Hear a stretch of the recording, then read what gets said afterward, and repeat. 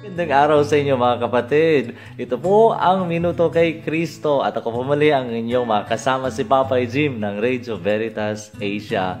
Maligayang Pasko po sa inyong lahat mga kapatid. Ngayong araw na ito ang pinakahihintay natin na araw, ang dakilang kapaskuhan ng pagsilang ng ating Panginoon.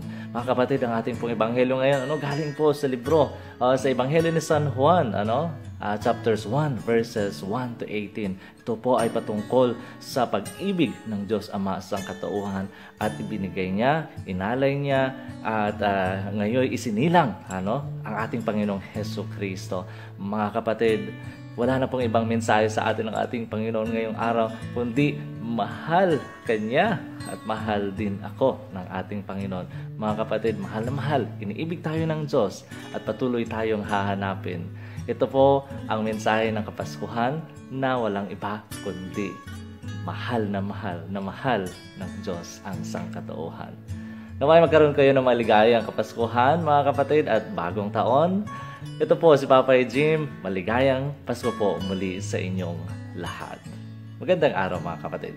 Kung nagustuhan po ang video ito, i-like natin at i-share.